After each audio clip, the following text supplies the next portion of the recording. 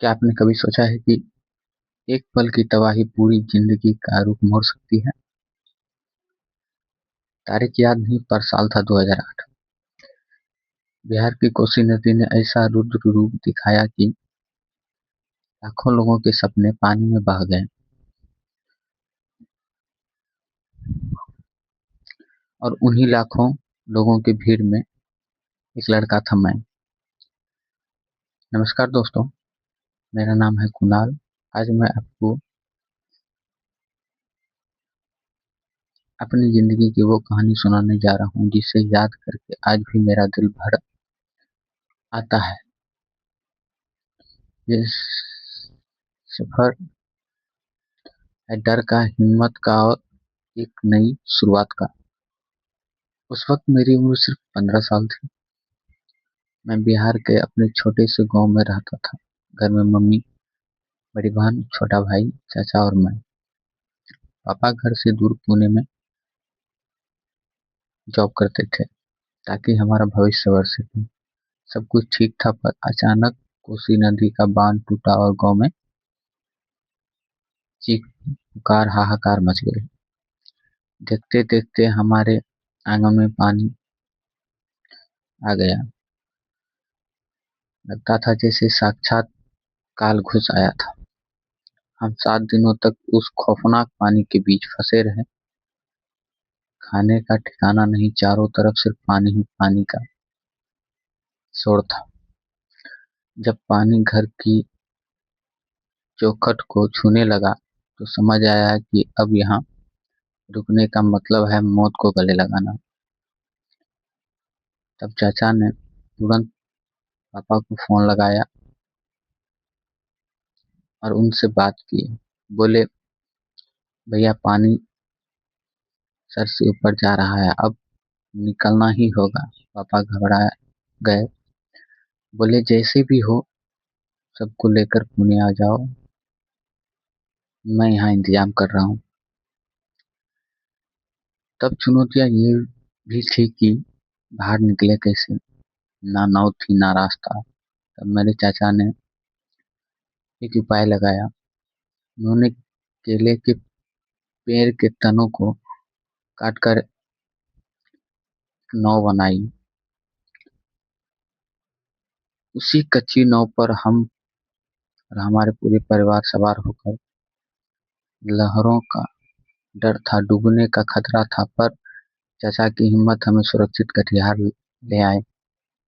वहाँ रेलवे में पहचान के कुछ रिश्तेदार ने हमारी मदद की और हमें पुणे की ट्रेन में बैठवा दिया। डायरेक्ट पुणे की ट्रेन तो नहीं मिली, वहां से पटना आए। फिर पटना से ट्रेन पकड़ के ट्रेन की खिड़की से पीछे टूटता हुआ बिहार देखकर मन भारी था, पर सामने एक नई उम्मीद थी। पुणे स्टेशन पर जब पापा को देखा तो लगा जैसे बरसों बाद चैन की सांस ली है। हम हमने एक छोटा सा फ्लैट लिया किराए पर। गरीबी थी पर सुकून था कि हम सब साथ थे। यहीं से मेरी जिंदगी में एक नया मोड़ आया। हमारे मकान मालिक के भाई के पास एक कलर टीवी था।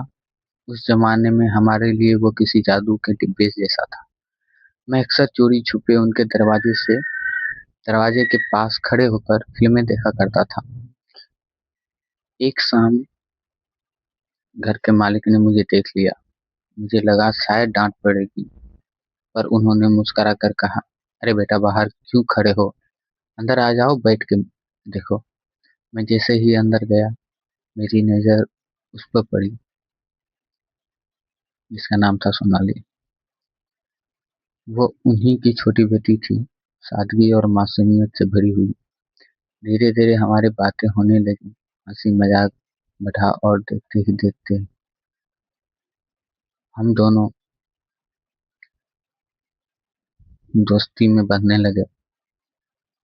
पर मुझे क्या पता था कि जिस लड़की से मैं सिर्फ दोस्ती समझकर बात कर रहा हूँ, वो मेरी जिंदगी की सबसे बड़ी कमजोरी और सबसे बड़ी ताकत बनने वाली।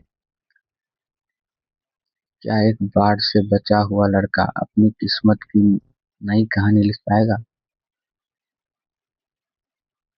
आप लोग कमेंट करके ज़रूर बताइए, क्या हमारी ये दोस्ती प्यार में बदली? और अगर प्यार हुआ तो क्या समाज ने उसे अपनाया? ये सब बताऊंगा अपनी कहानी के अगले भाग में। ये भाग 1 था, भाग 2 अभी बाकी है, पार्ट 2। दोस्तों, अगर आपको मेरी ये आप बीती सच्ची और अच्छी लगी तो इस वीडियो को लाइक करें, इसे अपने कम से कम 3 दोस्तों के साथ शेयर करें ताकि उन्हें भी हिम्मत मिले। और हाँ, सब्सक्राइब करना मत भूलना क्योंकि कहानी अभी बाकी है पार्ट 2 में। और आप लोगों से एक रिक्वेस्ट और भी है, प्लीज सब्सक्राइब करके सपोर्ट कीजिए। मैं इसलिए ये वीडियो बना रहा हूँ, मेरे साथ घटा है वो बहुतों के साथ घटा है सर। मैं चाहता हूँ इसे बाहर लाएं, लोगों को दिखाएं असल जिंदगी में मिडिल क्लास फैमिली में कितनी प्रॉब्लम आती है।